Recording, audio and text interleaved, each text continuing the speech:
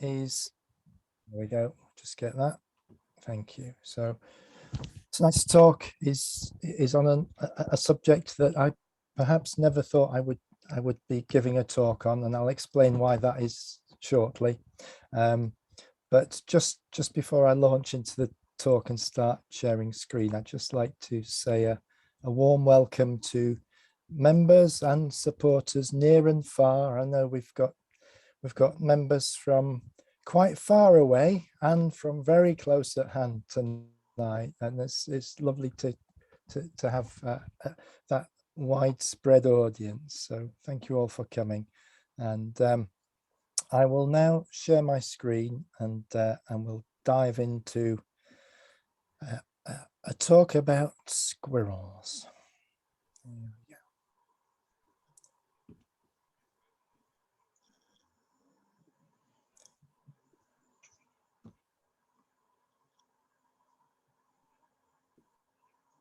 Right. So can I just check, Claire? Is that working? Yeah, cool. Yep, Okay. all good. Yeah, Jeff Pope. Okay. And right. So what I would say is, on this subject, red squirrels are, they're not a subject that I'm an expert on, and this is very deliberately a talk that's really about what I've experienced through going and watching red squirrels over the last year. Claire, can I just check? Are you still seeing the full screen presentation? Yep. So, yeah, yep, cool. Okay, good. that's fine. Good. Fine. Right. Okay. So, not being an expert, but having spent a lot of time over the last year observing a small bunch of squirrels in a little local wood near where I live, and it's been a fascinating journey, and it's a journey that I've shared with my partner Laura. We've spent a lot of time watching squirrels together, and if you enjoy the photos and the videos this evening, you've got Laura to thank, because all the photos and videos, if they're any good, they're Laura's, not mine. So just so that it's very clear that I'm not taking credit at all for the photos. Okay, right. And it's also a personal journey, because I am obviously the director of the Snowdonia Society. This is a Snowdonia Society event, but actually this is all about what I've been doing in spare time as a hobby and a pleasure, something that's done for the joy of it. And in that sense, it's not related to the day job, as it were. So it's a personal journey into another world, I think I would say. And let's start here, because everybody sort of knows red squirrels. Everybody knows what a red squirrel looks like, superficially at least. And I think we're going to go beyond the superficial. Hopefully we'll go a little bit further. So I've said I'm not an expert. I've never really studied red squirrels until very recently, but in the past that hasn't stopped me having an opinion. Everyone can have an opinion. They're cheap. And I've often said that the focus on red squirrels generally has perhaps been, maybe a bit too much, that almost too many of the resources for conservation have gone into one very fluffy, very cute species. And I know at one level I stand by that, but we'll come to a little bit more thinking about that later on. And through spending time with them and spending time in their woodland home, I found that there is a lot more to these creatures than meets the eye. And for me, they've come to life. And I hope in a little way that this evening I can bring them to life for you, bring their lives perhaps a little bit closer. And this is one small population of squirrels that we've got to know very well.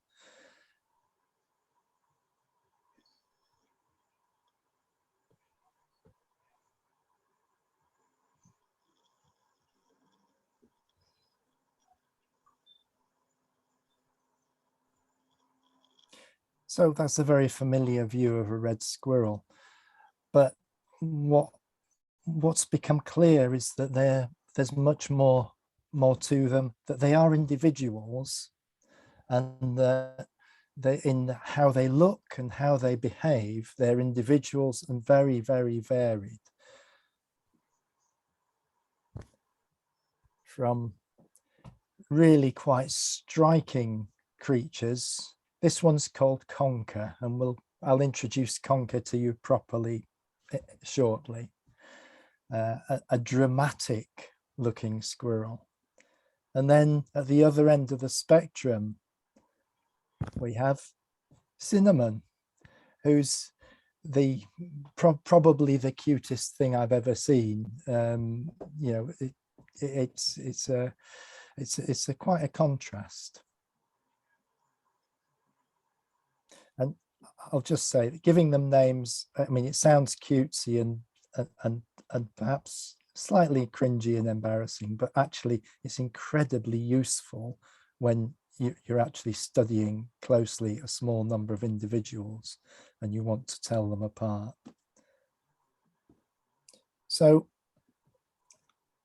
in this talk, I'll tell you a little bit about how I've been getting to know red squirrels and what we've learned simply from watching them, directly from observation, and a little bit about spending time with them, this idea of a particular place and time, going back day after day, having a date with nature, and a little bit more about, as I've said, about how they've helped to change my mind a little about them and about what we can, you know, how we can make space for them, how we can think about, you know, what they bring to people, and a little bit about what that means for special places and conservation.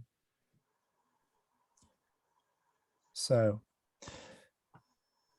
this past year or so, when we've spent a lot of time with the squirrels, has been about getting to know them, getting used to them, often being surprised, being puzzled by them, asking questions and often not being able to answer them, and of course being delighted by them. And there is no doubt in my mind that when these two little 3-month-old kits turned up at the end of June, it was one of the best things that's happened this year by quite a long way. I'll just go back a little, go back to the start for me, because my knowledge of squirrels was very thin. And I'll go back to just very briefly to when I first met a red squirrel. I first met a red squirrel in Perthshire in Scotland in the late 1980s, I think, when I worked as a gardener in Caledonian Crescent, Gleneagles. I've discovered since that it's the most expensive road in Scotland. I worked as a gardener there. I would turn up early in the morning, and my first job in the morning at that garden was to clear the herd of deer out of the front garden before they ate all the azaleas. And then I'd walk down the garden to the end, to the tool shed, and above the tool shed was a towering Scots pine tree. So often when I went to get some tools from the shed, a red squirrel would run up that tree, chattering and cross with me for disturbing it. So perhaps that explains why I've had a mixed relationship with them over the years, because the first squirrels that I met were always quite cross with me for disturbing their meal times. The next meeting with squirrels was probably in the mid-90s, and I think I was probably one of the very last people to see a red squirrel in the Aber Valley. And then after that, I didn't see any more red squirrels until I saw one at Treborth in about 2010. So these have all been sort of fleeting, passing experiences. Seen them on holiday in the Cairngorms. And then since I've lived on Anglesey, seen them in some of the well-known forestry sites, you know, Newborough and Pentraeth, and sadly, occasionally as roadkill on Anglesey. But they've all been passing encounters, brief encounters. And that brings us to where I live now, in the small wood just down the road.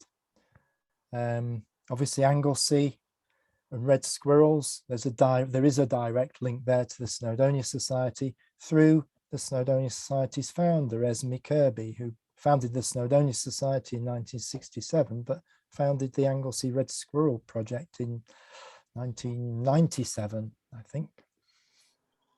So Anglesey, from a small population of squirrels in the 90s down to perhaps 40 or so individuals, now has hundreds, if not perhaps into as much as 1,000 red squirrels, and that's in part thanks to that effort started by Esme Kirby and then carried on by some very notable people, Craig Shuttleworth obviously being one of them, who sort of led that work.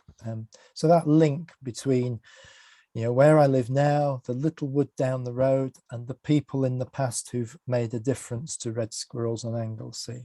There are always links to people who've made things happen. So let's meet the team. This is a tiny wood, very small, perhaps 3 or 4 acres, not much more than that. Really small, a patch of wood so small that pretty much all of it is really woodland edge. And a very small population of squirrels has made that its home, and we've got to know them really well. So let's meet them. Let's meet the characters. Now, Ginger is the most difficult one because there's more than one Ginger and they're very hard to separate. So there's at least 2 Gingers. And over the time we've been watching, I think there's been at least 3 Gingers because they're very hard to separate. Thankfully, all the rest that we've seen are distinctive. So we've got Nutella. Sorry about the names, but they will come in handy, I promise. We've got Cinnamon and Nutmeg. These are the 2 of the kits that turned up in late June, much to our delight. Chocolate, boss squirrel, top squirrel in the wood, always dominant. No other squirrel can dislodge this one from the food. Pine nut, another kit, seen 3 times over a period of a few days in the middle of the summer, never seen again. We don't know what happened to pine nut.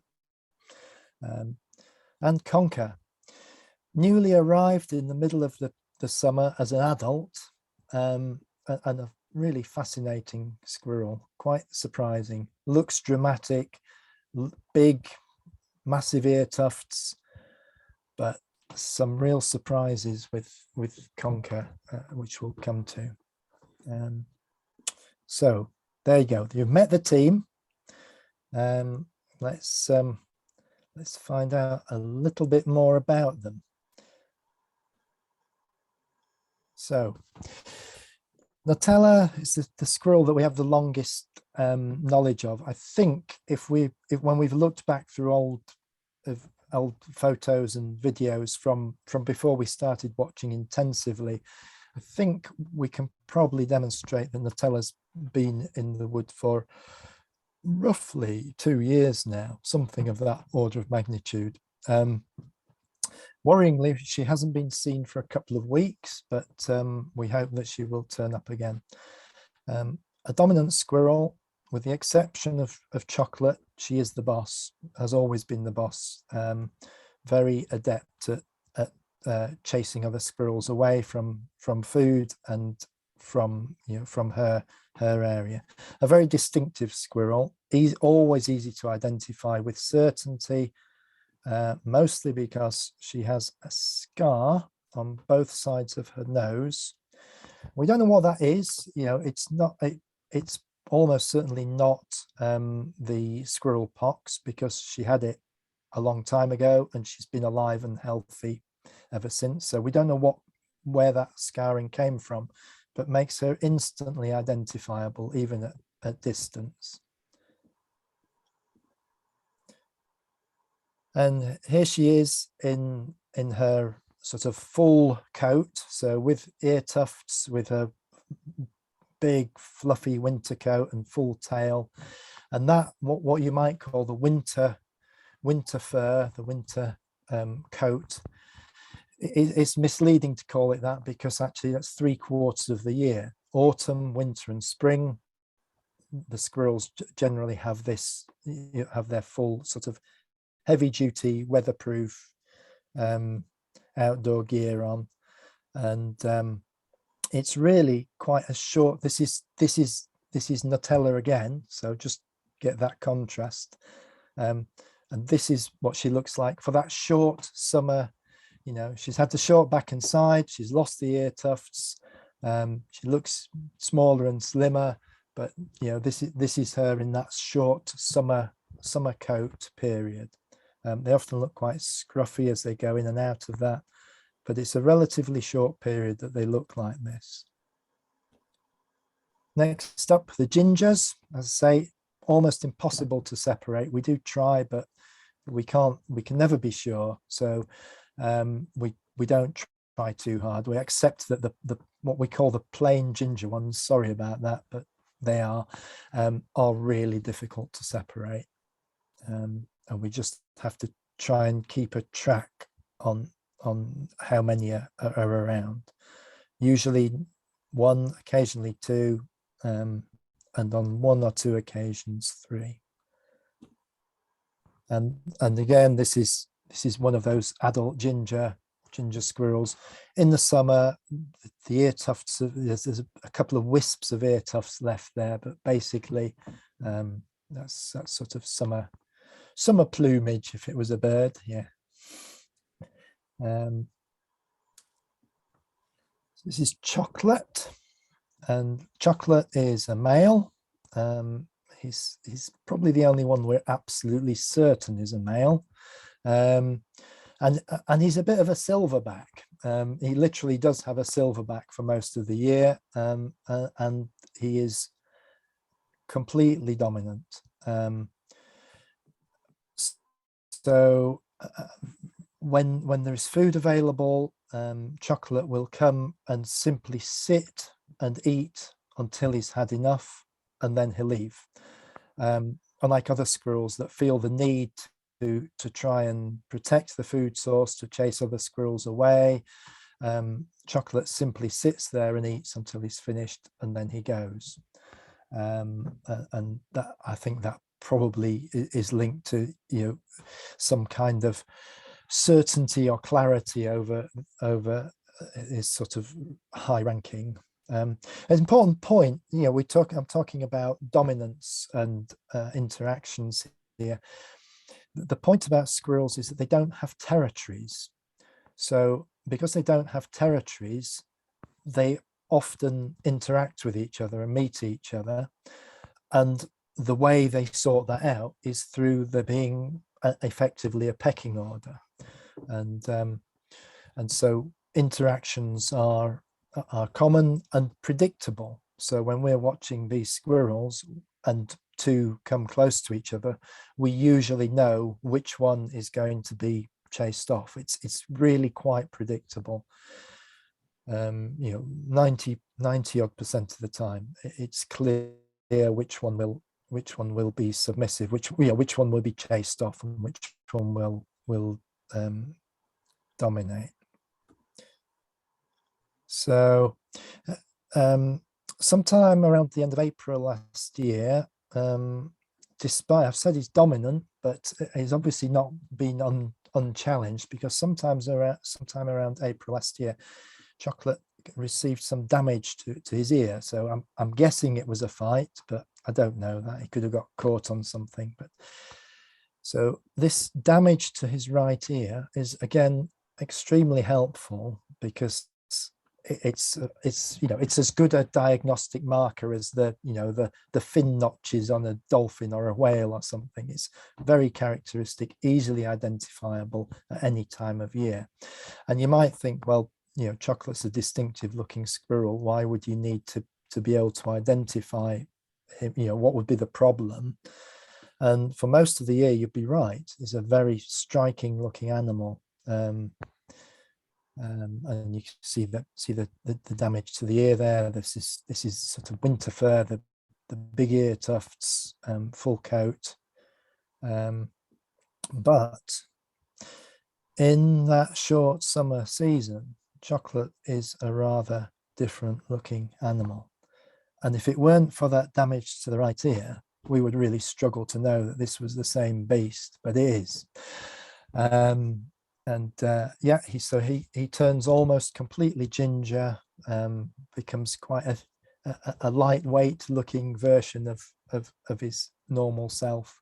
They look much sleeker and thinner in their summer fur, and a bit scruffy looking, to be honest. Not helped by the fact that he's just walked through a spider's web and he's carrying that across his nose. Right, and so we come to Conker. Conker, a large, probably male. We're not absolutely certain, but we think he's male. His ear tufts screw in quite early, which is exactly what happened with Chocolate, and that there is some suggestion that there's a bit of a pattern that males are likely to grow those ear tufts in early, probably because their body condition is better, because over the summer they haven't been feeding young. So there is a possibility. I'm not stating this as a fact. There's a possibility that the ear tufts coming in early could be a sort of a bit of a sign. Let's say we think he's a male. We're not totally sure. A big, dramatic looking squirrel, but by far the most submissive isn't quite the right word.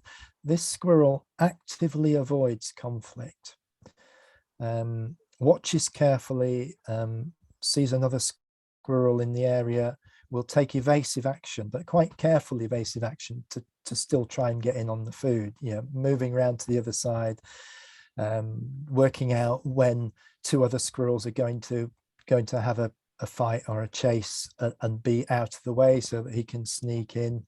Really, really quite interesting and very consistent behavior, routinely and proactively avoiding close contact and conflict with any other squirrel. And he's quite handsome too.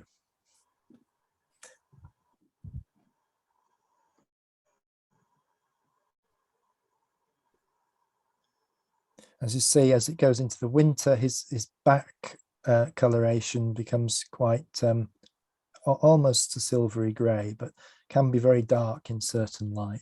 Can look almost black all over in a certain light. Squirrel fur is odd stuff, so under different light conditions it can look very different colours, as well as that's on top of the seasonal changes in the fur, which are quite marked. Right, these are Cinnamon and Nutmeg, so these are kits of the year. They arrived at the end of June, and were seen for a number of weeks, and then we lost track of them. Now we don't know whether one of the ginger squirrels that we're seeing now could be one of these. We suspect it could be, but we can't be sure. It is very hard to track the what I call the plain ginger ones. Very cute, lots of fun, and we'll see a little bit more about these shortly. There was a slight difference in coloration. Those photographs are slightly deceptive. The difference in coloration between them wasn't really as marked as that. That's just the light conditions. But it was just about possible to tell them apart when they were next to each other. Completely impossible if you just saw one on its own to tell which one it was. And out of an enormous number of photos of squirrels that Laura has taken this year, this is pretty much the only picture we have. I think it is the only picture we have of two squirrels close together out of choice, not being aggressive or confrontational. That's it. Squirrels are basically antisocial. It's very simple. It's only when they're very small and they're closely related to each other that they will have this level of tolerance, or whatever we want to call it. And as I said, Conker was handsome. Well, you can't really deny that this is quite a cute creature. Yeah, even my heart melts when I see that one. And I think finally, Pine Nut. This is the other kit of the year, appeared at the same time, not quite to the day, but within a day or two of the two ginger kits. We don't know if it's from the same litter. They look to be about the same age. Obviously the coloration quite different, but could easily have been from a different mother, but we don't know. But we only saw Pine Nut on 3 occasions over a very short period. And that completes the basic cast of 7 squirrels. Those 7 account for 99% of the sightings that we've had this year. We've seen 1 or 2 definitely different squirrels in the course of nearly a year on 1 or 2 occasions. So there's been some change in the population. So these young kits have come. Conker arrived as a new adult in the vicinity in the summer, but there's been quite a lot of consistency in terms of this basic cast of who's been using the wood, living in the wood, or visiting it very regularly. So don't try and interpret this. This is simply a log of activity. So these are sightings on dates throughout the year. Where there's a gap and there are no sightings, that means we didn't go to the wood. So on almost every occasion that we've been, there has been at least 1 squirrel. And you can see the only thing you need to pick up from this is the very obvious point that around the end of June, that peak in the middle was peak squirrel activity in the wood. And that's the point at which the regular adult squirrels were joined by those 3 kits. If I present this information in a slightly crude but simpler way, it'll be easier to understand what's going on. So this is the individual squirrels and when they were seen. So you can see at the top Pine Nut, who was only seen 3 times, then Cinnamon and Nutmeg, the other kits, who were seen over a period of actually nearly 3 months altogether.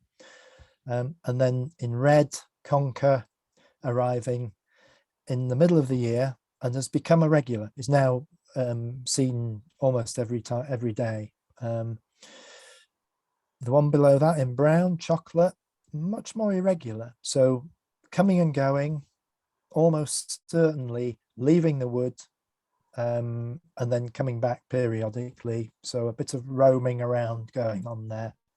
And then Nutella and the gingers, very consistent, seen most times through the year when we've gone and looked.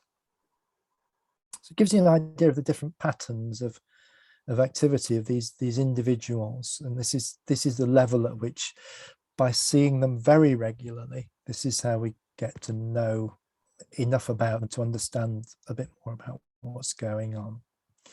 So let's just go back a bit and just talk about some of the basics of what a squirrel is. A squirrel is obviously a mammal like us. There is at a very basic, simple level, there is a connection there. Omnivorous.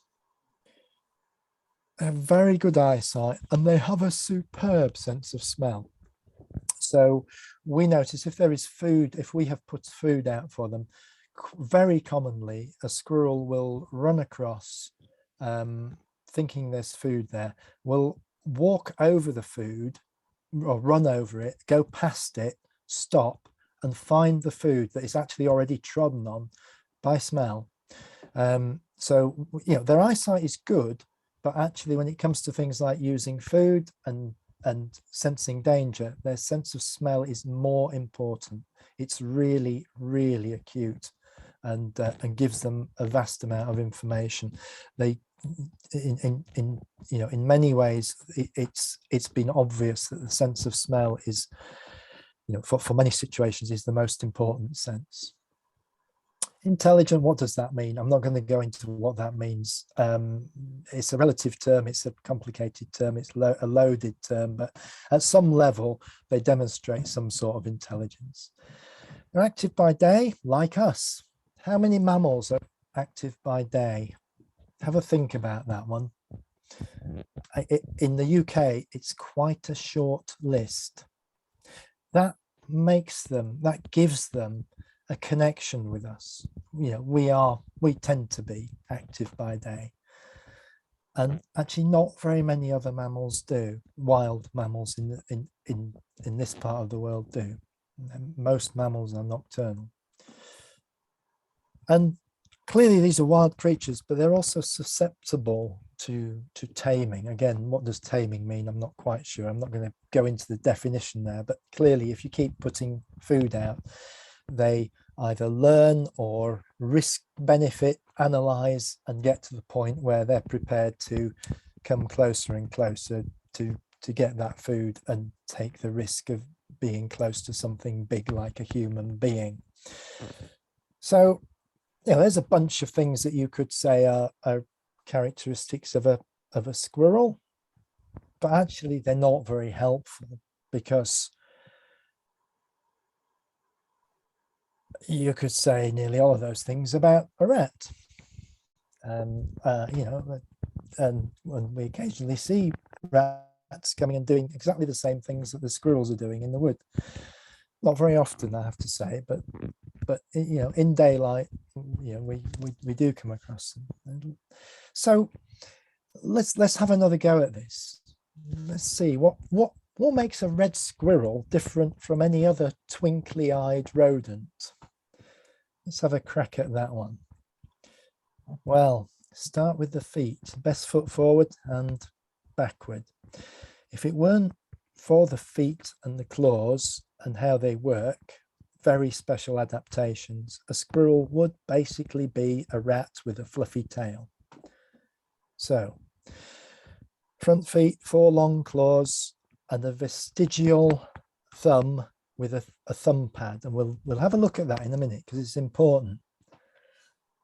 And the back legs, 5 toes, and crucially 180-degree rear ankle rotation. I can twist it right around. It's a very clever trick if you can do it, and it makes all the difference to being a squirrel, and we'll look at that as well.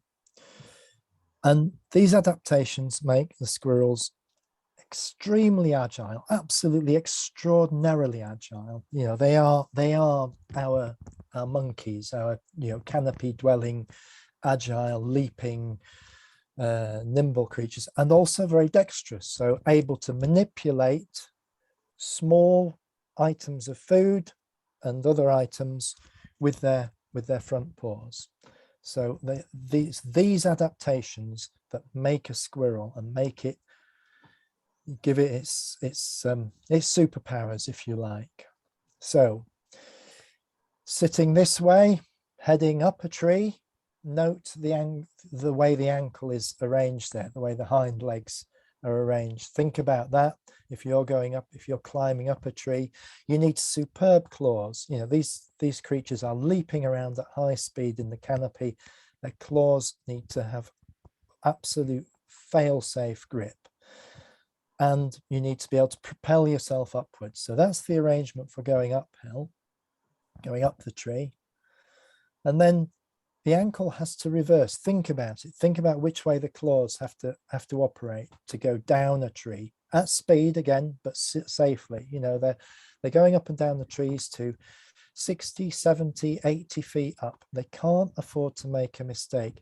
They're leaping between trees from twig to twig, where the twigs are, you know, as thin as a straw, and they have to make that landing, make that jump and a safe landing with contact every single time, else it's a very long way down.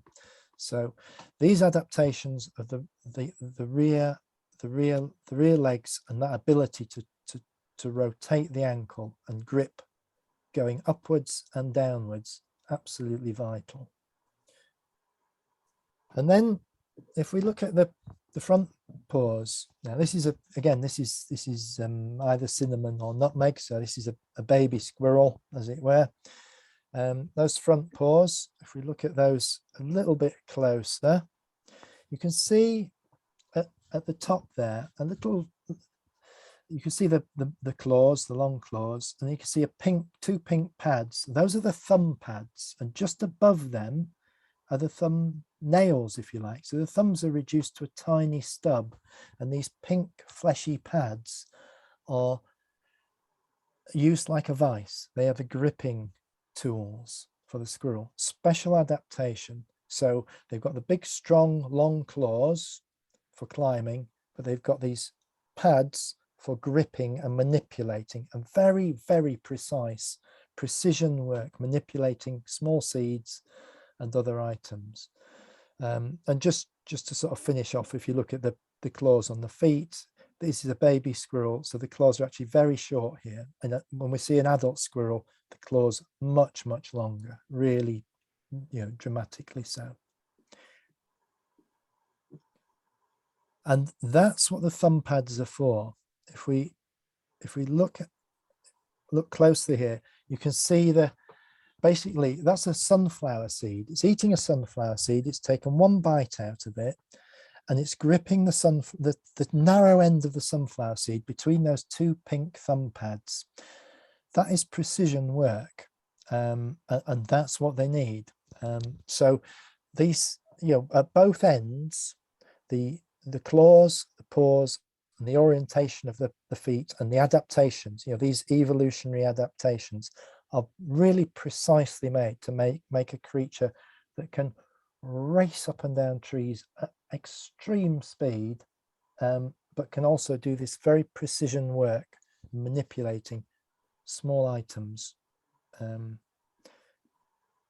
And if we just go to back to chocolate squirrel, now this is a big mature adult squirrel. Let's have a look at his thumb pads. So same, exactly the same, but very dark in his case. But you can see how well developed they are. Those are the two halves of the vice for this very precision gripping, and you can see the claws there are much longer. And you know, these are tools to do a job, and here we go. This is how they do it. This is chocolate in action, manipulating that seed. And in fact, he's managed to leave a bit of it stuck to his thumb pad in that video. You can still see a little white blob there. And this, you know, these arrangements, you know, you can look at these creatures differently. I've shown you some cutesy pictures. Let's just have a look at one of the squirrels with a slightly different look. You see the length of the claws here, and you know, I have to say, I look at this picture and I think my brain goes Velociraptor squirrel, basically. You know, those are serious claws. That is what you need if you are going to go up a 60-foot tree in you know 2 seconds, and come down again and do it safely. If you're going to leap from canopy to canopy between trees, you need grip like nothing else. So, you know, this is important equipment. This is the squirrel's most important equipment, the source of its superpowers. And if you've got equipment that means the difference between life and death, you have to look after it.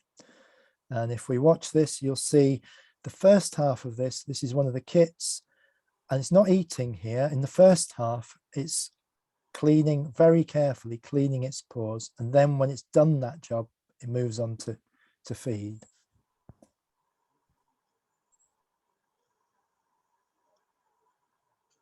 You see the pink tongue coming out there, right? Job done. Picks up the seed actually in its teeth and then grips it between those two thumb pads again. Right, let's go on to fur or pelage. That's a posh word, isn't it? But it means the whole coat, the whole assembly, including the changes in from season to season. And this, just before we sort of move on, this actually, I should say, this squirrel is not one of ours. This is a rogue squirrel. This is a Cairngorm squirrel, where the white tail is a sort of reckoned to be a sort of almost a normal feature of Highland squirrels. So we don't have any of these in our wood. I just put that in to show a different version of fur color. This is obviously in the summer because there's no ear tufts there.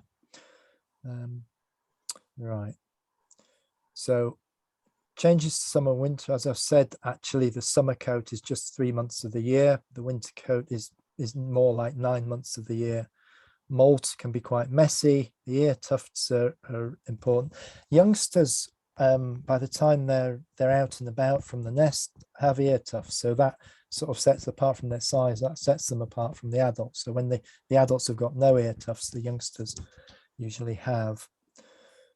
So let's just have a look at one squirrel. This is Chocolate. This is him in April. This is literally when these pictures were taken. This is him in April, doing his best to look dignified and failing fairly miserably there. This is him in July. He's just finishing his molt, so he's got a few wisps of grey fur, of that silvery grey fur still left, but he's looking very scruffy, nearly all ginger. He's nearly there. The ear tufts have nearly gone, and his tail's a mess. By October, you can see the silvery grey coming back through. This is the winter coat growing through, coming through the summer coat and starting to be obvious.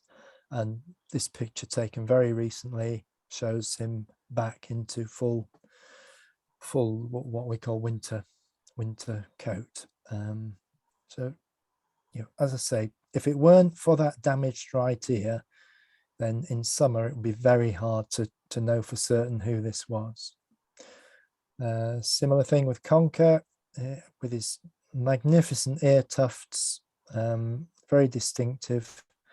If we hadn't been following on an almost daily basis, there's no way we would have known that this was the same squirrel, that this now, as we're seeing him now, is the same squirrel that first arrived in about June this year. And I'll just show you what he looked like when he arrived. It's only because we've been following him carefully, and the dark colors on the back, on the top of his head and along his back and in his tail, and following his daily exploits, that we've been able to track that change from looking like that when he arrived in the summer, obviously as an adult squirrel moving into the wood from somewhere else, to how he looks now.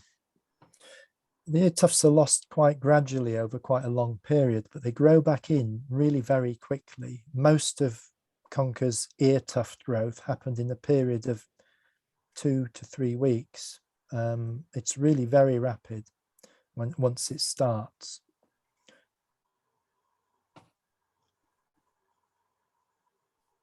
Okay, a little bit about squirrel behavior.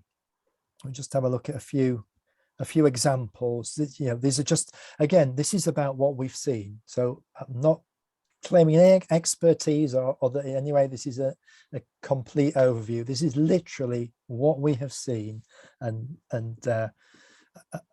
it sort of, it builds up. So these food sources are things literally that we've seen them eating. directly. So they are omnivores. They eat all kinds of things, but we've actually seen them eating these things. And we'll start with the sycamore, and I've put sycamore flowers there. This is quite interesting. We watched them in the trees in the spring. They spent a lot of time feeding on flowers, on feeding in the sycamore trees. And it's only when you look really closely that you work out what's going on. So watch, there's a video coming, watch this. I don't know if you can see, but if you look very carefully at the flowers that are hanging beneath the foliage on the left-hand side, they are open flowers. That's what the squirrel is eating. It's eating the open flowers, which will have abundant nectar. It then climbs up in the tree, and you'll see it sniffing at some buds, and it ignores the unopened buds. It's only interested at this stage in the flowers, which have more nectar in them. So you see this for yourself now. That's it eating the flowers. Grabbing a few more. And oh, those are buds. Those are buds, unopened buds. No, not interested. And off the squirrel goes.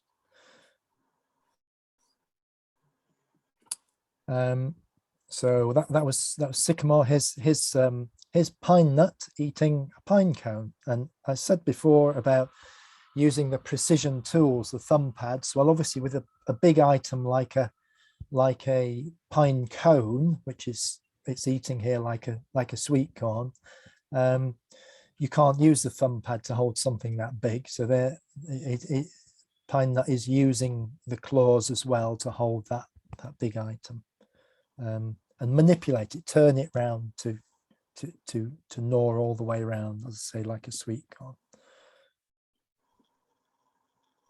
And then we go on to a very common behavior. When there's enough food around, squirrels obviously bury a lot of it. And it's a very characteristic behavior. It looks almost theatrical, it's overdone. And you'll see in this little clip, it's almost like they have to convince themselves that they've done a good job. You'll see what I mean in a moment.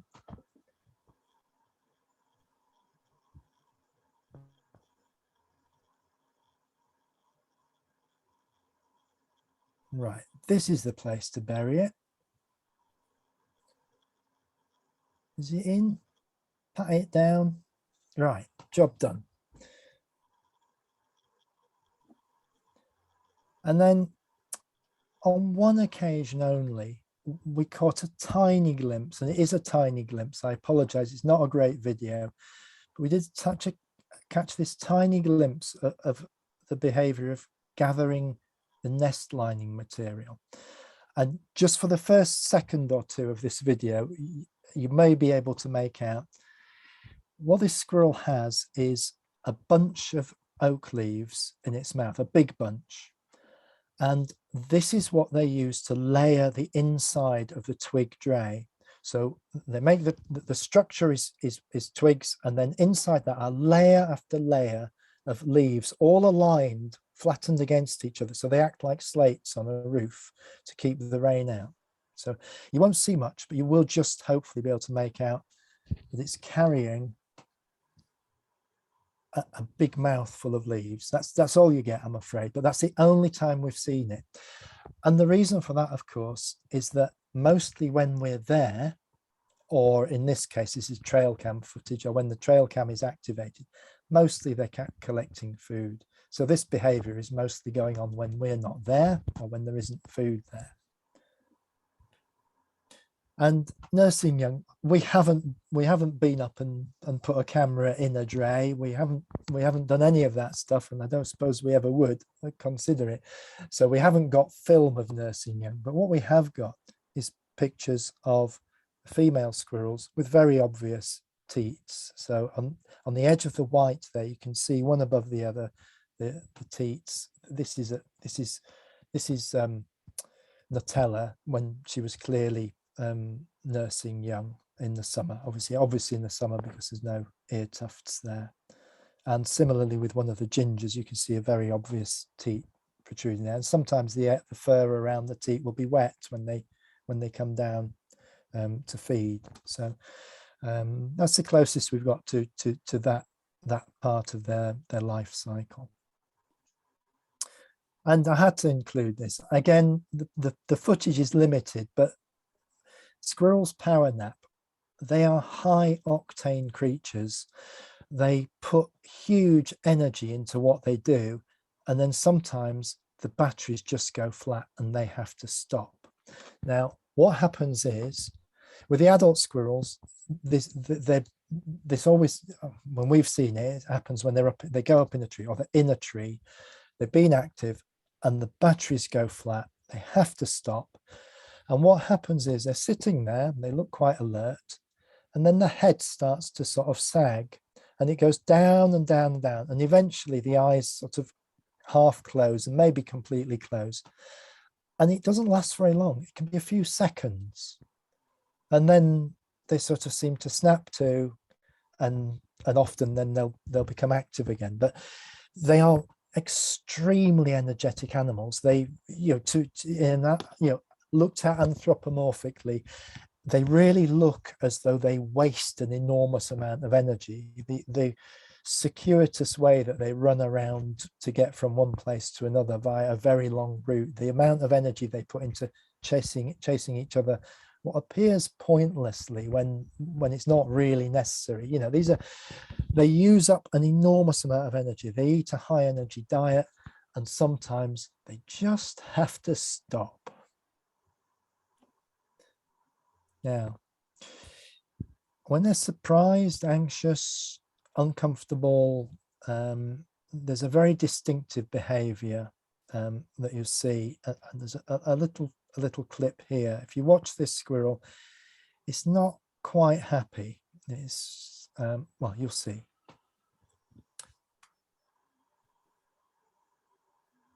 You get this little sort of pulsing of the diaphragm, and then a front paw lifted up, sometimes two paws lifted up.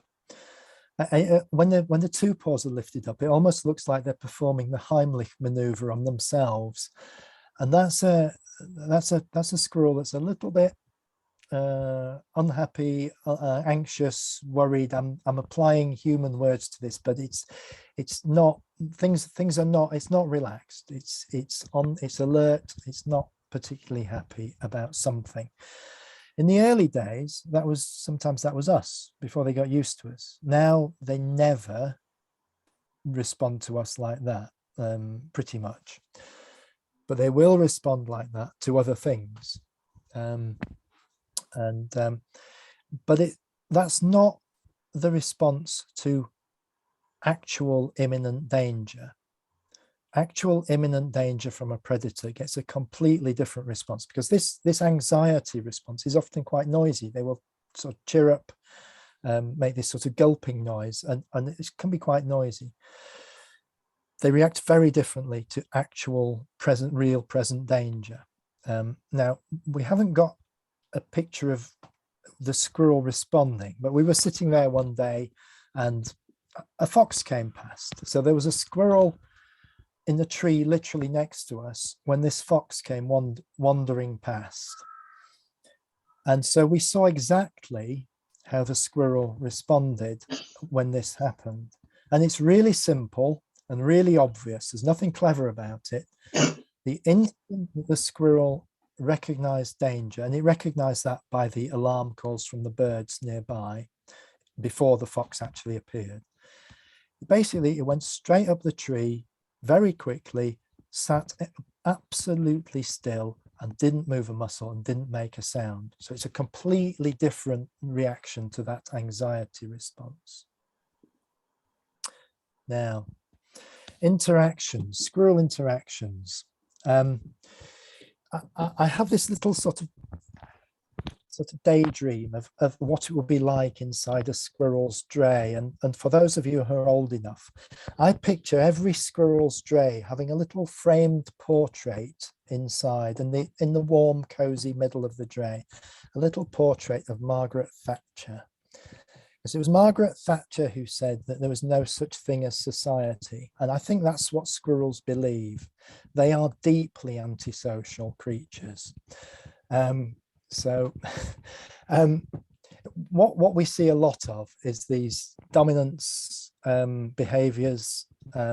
Tolerance is a thing they use sparingly with the kits. Occasionally, with the kits, you'll see play, and then you'll see chasing behaviors, which could be part of dominance or could be a part of mating or mating behavior. So these are interactions between squirrels, and we can see a few of those, and they're pretty obvious. So I said to you that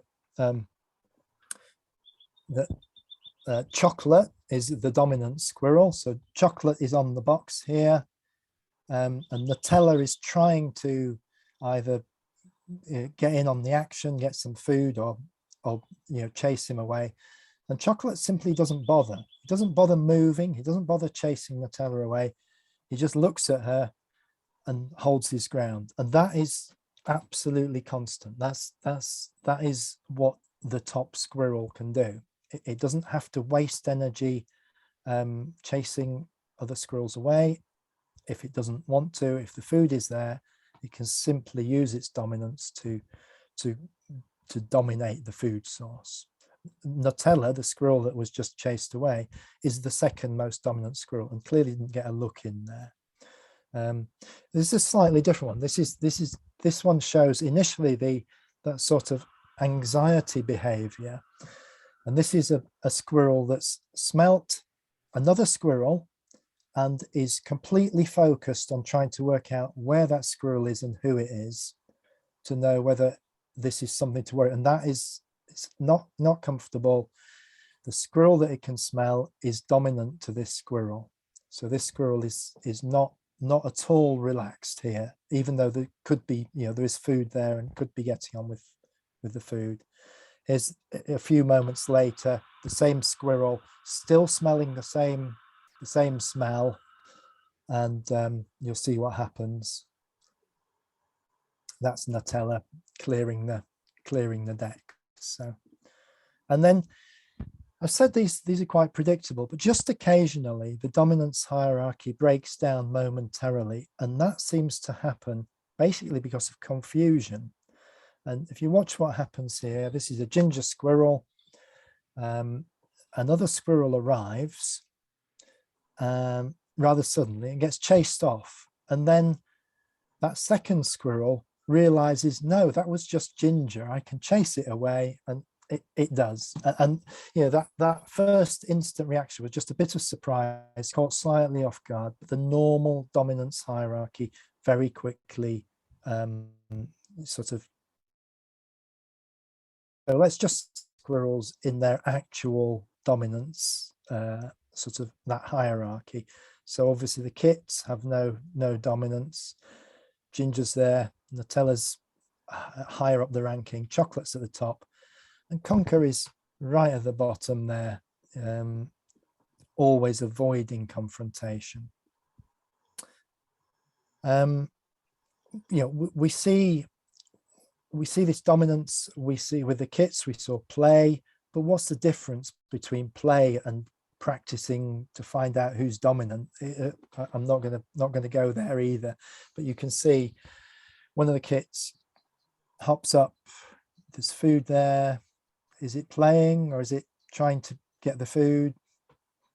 Who knows? A bit of each. But those kinds of interactions, not really aggressive, not that much happening, but it looks like play, but there's something else going on there as well. And we do see interactions between squirrels and other species. So this little video, it's not a great video because it's in black and white, but you'll see there's a squirrel there, and then a jay comes in. It should arrive any second now, I think.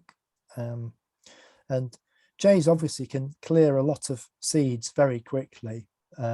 So the squirrels fairly routinely, most of the squirrels tend to do this. See a jay, chase it off as to protect the food source.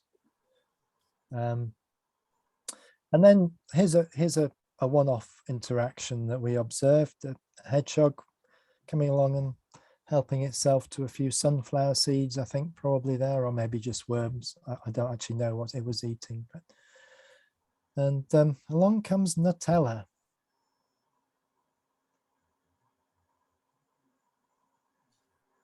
And Nutella, you saw the tail waving there. That's a cross squirrel.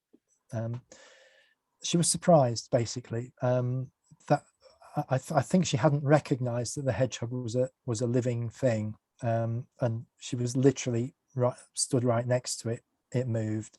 I'm interpreting here, but that's what it looked like. There's no other real explanation for that behavior, because 5 minutes before and probably 5 minutes afterwards, she was happily feeding in that area. And then an interaction that we see occasionally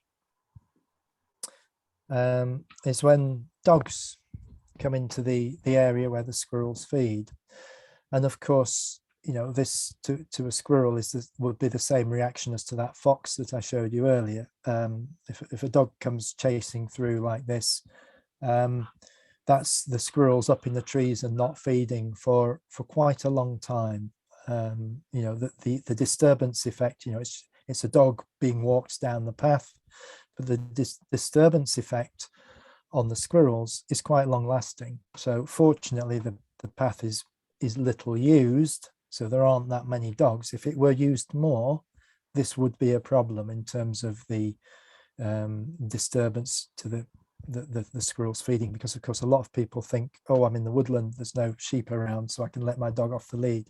From a wildlife point of view, that for sensitive species, that is potentially catastrophic, if there's a high level of usage. So that brings us to human impacts. People are noisy, so we sit quietly in this wood away from the path, and it's remarkable how noisy people walking past actually are. There are some invasive species in the wood, rhododendron, Himalayan balsam. So those are sort of distant human impacts, if you like. Our own activities, putting out food, is a human impact. It changes the squirrel's behavior. We try and mitigate that by spreading the food out so that squirrels aren't driven to compete with each other, and by not putting it so close to us that we're kind of forcing them to take what would be a risk normally. But dogs are a significant and potentially a very significant impact where there's high levels of human access, and dogs are let off the lead. So spending a lot of time in this wood has been a privilege. It's been a time spent with the squirrels, often sometimes without the squirrels, always absorbed into the sight, sounds, smells, and seasons of that tiny patch of trees. Going to the same place each day so that you see different events, the weather the weather changing, and that's how experience is built up. And, time spent in the wood, just listening to it, is it's been a revelation. And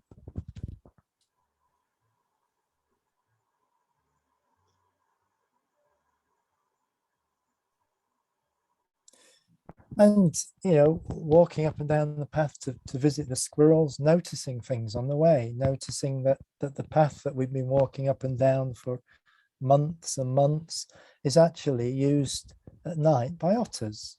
On that rock there's an otter spraint, so it's a lovely mental picture for me. I'm thinking now about that wood, and I'm thinking of the squirrels up in their drays with their tails tucked up asleep, and the otter potentially walking up the path just a few yards away.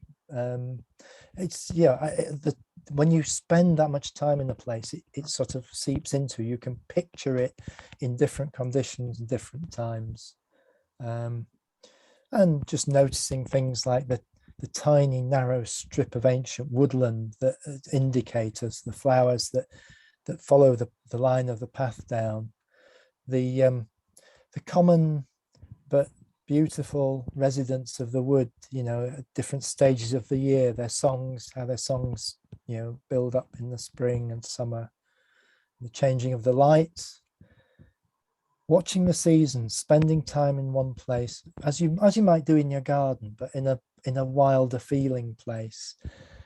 When you visit often enough to notice the season changing, one leaf opening at a time. And,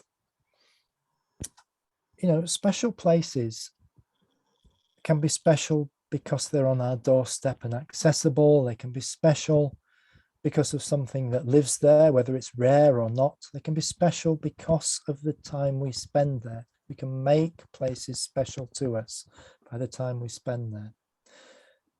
And yeah, it's made me think about access and nature and the fine balance. Without access, what's there is meaningless to us.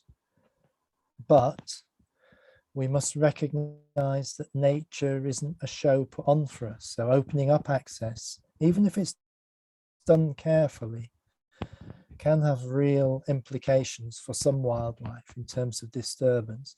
And you know, it makes me feel really strongly, for instance, that it's just really changed my view. I've always thought there was a need for really good control of dogs, for instance, but now I feel it's incredibly important that dogs should be on leads in the countryside, full stop. So is this place special? Yes and no. It's a fairly ordinary piece of woodland. There was no woodland until the 1870s when an estate planted it for shooting. There's a diverse mixture of trees. A lot of them are conifers. Some of them are non-native, broadleaves, pines, beech, random mixture of trees. It's a little managed woodland, so there is a wonderful abundance of standing and fallen deadwood, and that's important for wildlife. Even in a relatively undistinguished woodland, that makes a big difference. And there's relatively little disturbance, and that is very important. Most of all, it's near to my home. It's a place where it is possible for me to spend time. So there are some links here, and I'll just go through this very quickly. I mentioned Esme Kirby, the founder of the Snowdonia Society, the person who started the Anglesey Red Squirrel Project. And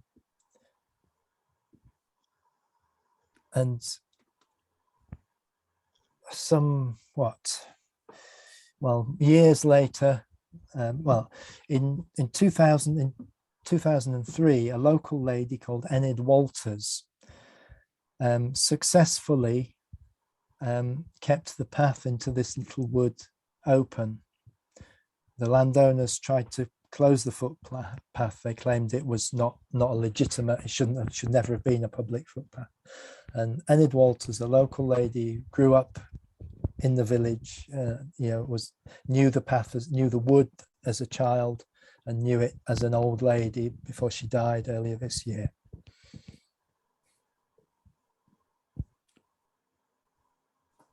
She and a group of other people kept that path open.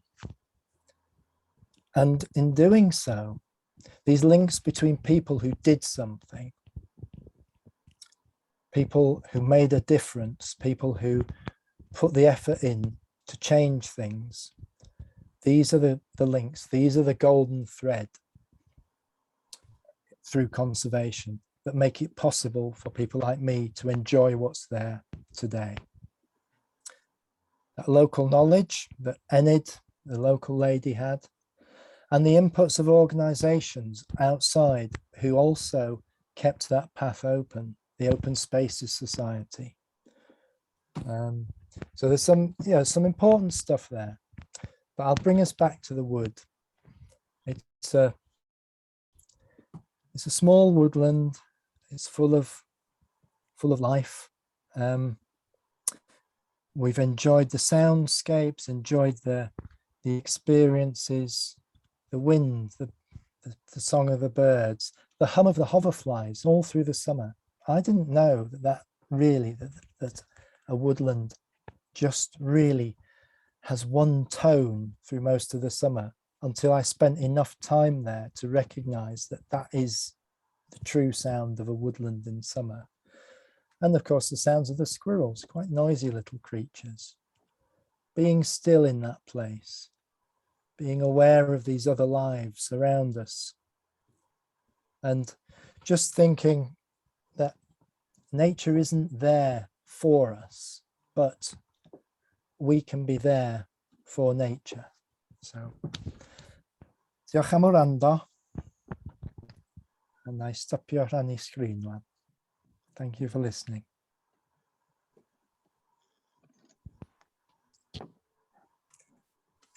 Bendigedig, diolch John, thank you. Do you have time for a couple of questions? Absolutely. Yeah. Yeah. Great. Please, croeso gofyn cwestiwn mewn Cymraeg neu Saesneg. Ask your question in the language of your choice. Thank you. John, we've got a squirrel in our garden, and in Llangefni, and it's you were speaking about the white fur being a Highland breed. The sort of lower part of its tail is sort of a white cream. So I was just picked up on that, parts there. I perhaps was slightly misleading. That it's reckoned to be a sign of the sort of original British native squirrels. There's a lot of argument about this, and I'll say I don't claim to be an expert. I've read that. Yeah. Now, obviously, in the Highlands, I mean, where that picture was taken in the Cairngorms, they're all definitely 100% original native red squirrels. So I guess there's probably a high proportion of those pale tails. Now, obviously, on Anglesey, we know that the population got so small that there was actually some introduction of squirrels from in fact from far afield, and that brought in more genetic diversity. And in our little wood with our tiny little population, actually we've got very diverse looking squirrels. I don't know if that reflects their genetic diversity, but yeah, so you may well see those pale tails, and maybe that's reflecting some long lineage somewhere, or it's genetics are complicated. I'm not claiming any expertise there.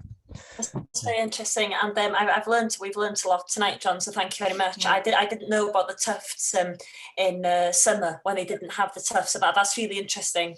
So yeah, because we feel that we might think we're looking at different squirrels, but you're showing how they change throughout the seasons. Yeah. And I'm glad you named them, by the way, because our two were called Mango and Chutney. Okay. Chutney was a sort of a dark reddish, and Mango was more of a blonde.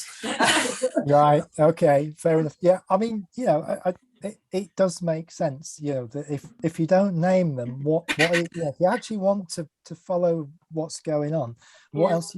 Squirrel 1, Squirrel 2. It really doesn't work. You recognise the differences between them, don't you? Yeah. And that thing about the dramatic difference in appearance between that summer coat and the winter coat. If you're not seeing them really often, would be very hard to know whether you're seeing the same squirrel. Thank you very much. It's been really interesting. Thank you. So, any other questions? Helen? It's not actually a question. I'm actually a member of the Red Squirrel Trust, and we sort of keep an eye on our reds on Anglesey, and it's very interesting to see the different variations in colour. Some people think they've seen grey squirrels at Anglesey. Obviously there aren't any because we got rid of them, but you can get them chocolate, you can get them grey. There is a vast a vast variation in colour. And go back to what you were saying, we did go down to about 40 red squirrels about 25 years ago. We've now got probably over 900, and they are starting to spread out into Gwynedd as well. So it's a real success story. It is a success story, and I think my and you know, sound's gone. we should, you know, I mentioned I mentioned Esme Kirby, who was one of the people, I should say, one of the people who started the Anglesey project. But you know, it's worth mentioning the amount of work that's gone into you know, what you've just described, that success story. You know, people like Craig Shuttleworth, you know, people like Holly Peake, you know, there are people who've really dedicated their lives to this work in different ways. You know, the hard graft, the very difficult, the stuff of, you know, making decisions about, you know, doing something like eradicating grey squirrels from an entire island. You know, that wasn't an easy thing to do, and you know, difficult long-term work. And you know, I can always find admiration for people who are prepared to tackle difficult long-term work. You know, that is, you know, there's something in that that's really admirable. Yeah. I mean, Craig has been absolutely fantastic. You know, the work he's done. I came into when we moved up here, so obviously I got to know Holly as well. Now Holly has actually left and she's working up in the Orkneys for the RSPB. Some of us will still be going out, hopefully with things sort of start up again next year if the COVID gets a bit better, and we will be going to events and talking about red squirrels. So if anybody sees us there, you know, do come and say hello. Brilliant. I've just plugged the Red Squirrel Trust, haven't I? Fantastic. Thank you. Yeah, absolutely. Any more questions? Hello. I've got one. You know, you're saying they're not friendly towards each other at all, and they're not even particularly nice to their own children. From what you said, they sort of get rid of them quite quickly. Do they mate for life? Do they form sort of? No, they don't seem to form any relationships of any kind With each other. Okay.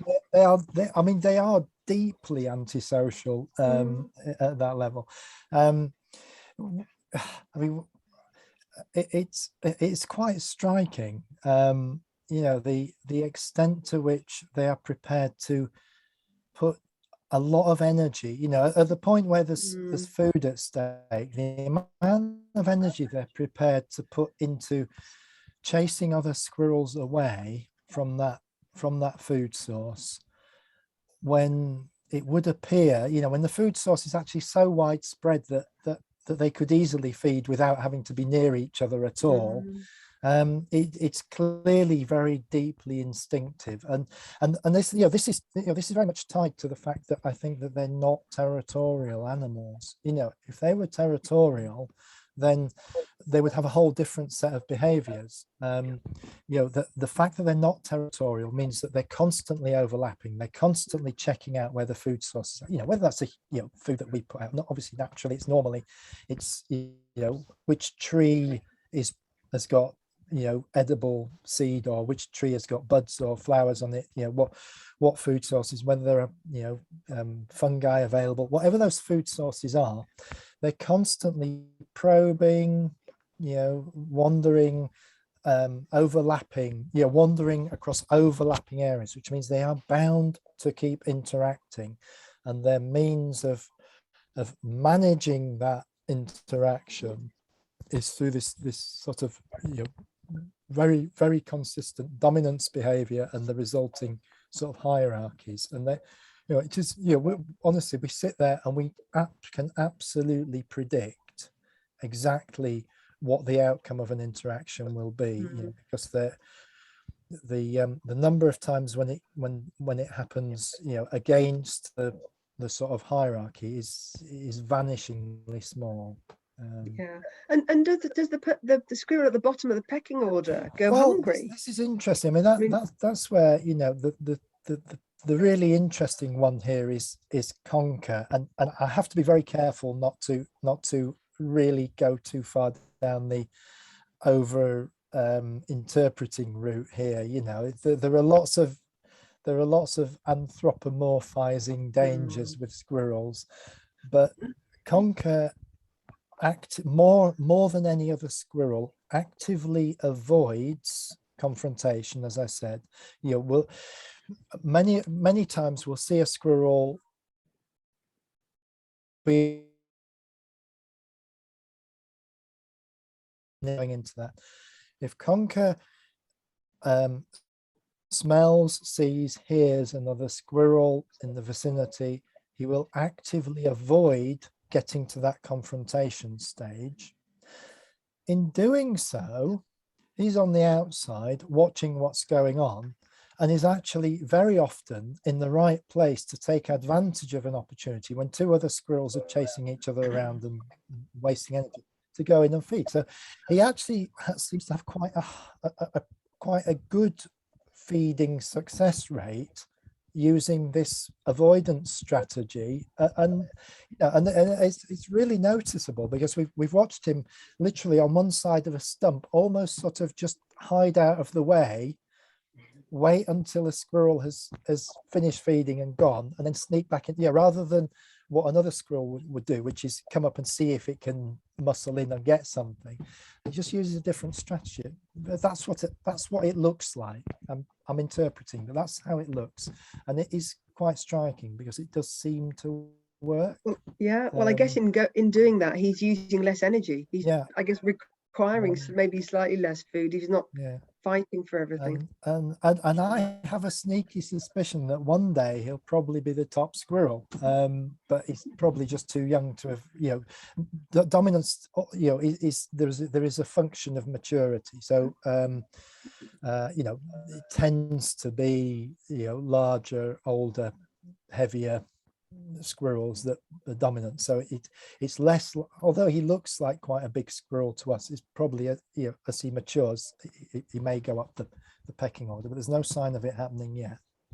I suppose he's only been here sort of, well, less than 6 months actually, probably 5 months. So I don't know, you know, maybe we will find out that it takes a period of time for a new squirrel to you know, to sort of work its way into the pecking order. I don't know, I'm guessing at that point. Thank you. Can I make an interjection? Of course. It's more of a comment really than a question. But I was struck particularly towards the end, which I felt was almost elegiac. And I felt it in a way you'd almost surprised yourself by how much you'd been drawn into nature by your close observation. And I don't find it a surprise. I mean, some of the people that I've read at school, I had to study Gavin Maxwell, Ring of Bright Water. Early on, I read Bill Murray and his books about climbing in Scotland. More recently, I finally got round to reading Thoreau and Walden. Actually, Esme Kobe's own husband, I Bought a Mountain, is a wonderful observational book. And it seems to me it's part of what the society is about, really, is about this regard for nature and perhaps trying to get over to other people who haven't yet seen what it's about, the virtues of it. I was very much come into fashion's the wrong word really, but into prominence perhaps in the pandemic, perhaps under the title of mindfulness in nature. A term I recently picked up was the Japanese idea of nature bathing or forest bathing. So powerful and so worthwhile. I think you're right, and I think, and you're absolutely right. It has taken me by surprise. Yeah, I've spent an awful lot of time studying nature, habitat, species in a different way. You know, going and doing surveys, recording species, often getting very excited about very, very rare things, and all of that is part of really interesting, rewarding, and important natural history type work. What this has been a much more personal, relational experience, really quite different. And it is, you know, it does sound very cliched at the moment, but it's absolutely true. That thing of literally being still, of spending time in a natural place, and literally because it's often damp on the ground, literally absorbing it into your, you know, literally letting the place sort of soak into you, literally and metaphorically. So yeah, I mean, it has been I've often said, as I sort of mentioned, I've often said, these fluffy things, they get a bit much of the attention and too much of the resources, and objectively that's probably true, but it's been a fabulous experience, you know, literally getting, rather than studying a habitat or recording some species, actually getting to know about some individual creatures has been a very different experience and very, very rewarding. I was surprised you found it a surprise, because I think in other cultures this would not be a surprise. I mean, I feel in a way what you were doing was a form of meditation, of Zen, perhaps. Maybe by way of explanation, Richard, I should say that I spent perhaps slightly too many, not many too many, but slightly too many recording very small moths. So, you know, you don't get very personal with a moth. No. They're fantastic. The thing is, I don't want to do the moths down. I stand by that experience. That was important stuff for me as well. Understanding the complexity of the life cycles of huge numbers of species that most people will never see in their lives. But it's just completely different.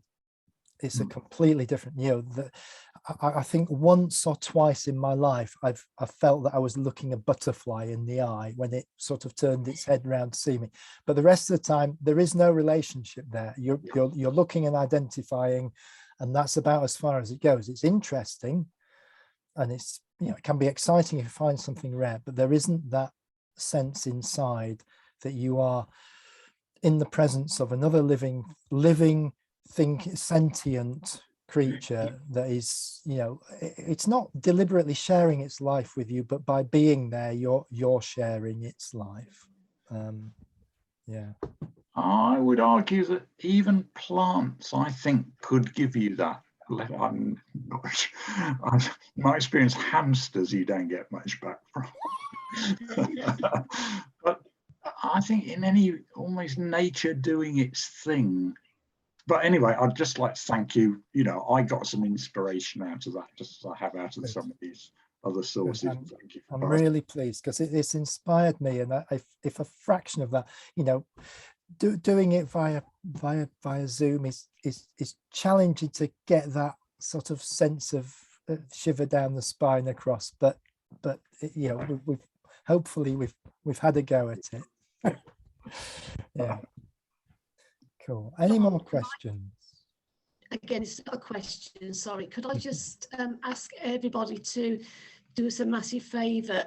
If anybody finds a dead red squirrel, if they could let the trust know, we go out and actually collect them, and then they are tested for squirrel pox. Because I don't know how many people know, but greys have no reds have no immunity to squirrel pox. Greys carry it. And if we had an outbreak of squirrel pox on the island, we could lose potentially up to about 80% of our red squirrels. So we're quite happy anywhere on the island or anywhere, anybody finds a red, let the trust know, and then one of us will go out and pick it up. That'd be great. Thank you. Brilliant. Good idea. Yeah, absolutely. Right. Anybody else? Any other questions?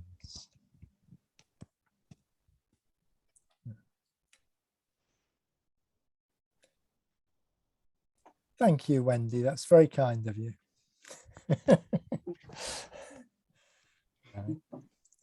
Right. Okay. Well, thank you all for sharing this personal journey into a very small but very rich little world. And if you're very lucky, there might be a part 2 one day when we've spent a bit more time finding out about these creatures. Who knows? We'll see what happens. Right, Claire, do you want to Thank you, John. close? Yeah. Thank you. Evening? Thank you, John, and Right, yeah, thank you Dion. everyone for coming and showing your support for Snowdonia Society, whether as members or having donated to join tonight. It's much appreciated. And just a final word. Next week we're part of this big give campaign where all donations are doubled. So if you feel like donating to the Snowdonia Society, next week is when to do it. So from next Tuesday for 7 days, the big give will match any donation. So do share, think about that and share the word with other people as well. And with Christmas coming up, gift memberships are really popular. Join the Snowdonia Society. And the calendars. Yeah, we've got some amazing, really beautiful photos that won our photo comp this year, and they're in next year's calendar. So they're for sale on the website. There's lots of different ways you can support us. And yeah, we can keep this events program up and running, even in a pandemic. So thank you. Cool. Diolch pawb. Nos da. Thanks Thanks very much. Diolch. Bye.